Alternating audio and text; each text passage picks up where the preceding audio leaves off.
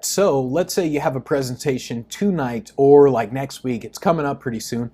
What do you do to make improvements on it so you're really good from the stage? Well, if you have a presentation coming up tonight or like next week and you want to make improvements, then I'm just kidding. How do you make your presentation better? Well, let me tell you what Michael Phelps does. And this is what a lot of Olympic athletes do and just a lot of athletes in general. This is something you need to be doing as a speaker in order to improve your presentations.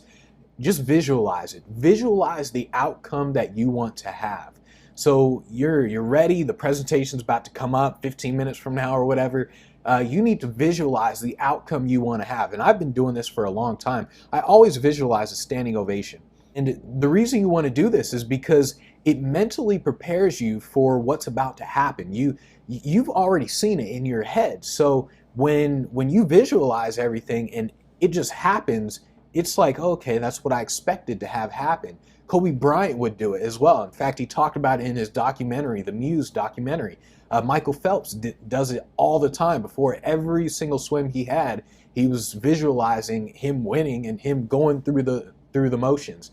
As a speaker, you should be doing the same thing. Visualize your entire presentation. You don't have to visualize the words, but visualize you getting up there and just being Superman and everyone laughing and when they're supposed to laugh, everyone doing this. Visualize everything. And then you also need to have a lot of energy. So when you come out on stage, you need to walk out like you own the place. Walk out with a lot of energy. A simple thing that you can do is right before when they introduce you and they say, hey, John Doe, speaker so-and-so coming up on stage. Well, instead of you just walking out and just be like, well, you can actually just kind of jog a little bit and say, oh, cool, thanks.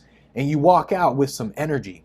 And one thing that Tony Robbins would do, and I don't know if he still does it or not, he probably does, but he would jump on a trampoline before he gets out on stage because this increases his energy, and the audience, they take note of your energy and they see, okay, well, he's energized and I should be a little bit more energized. So you just need to think of ways before you walk out, how are you going to actually increase your energy? Then if you have a presentation tonight, just don't really think about it.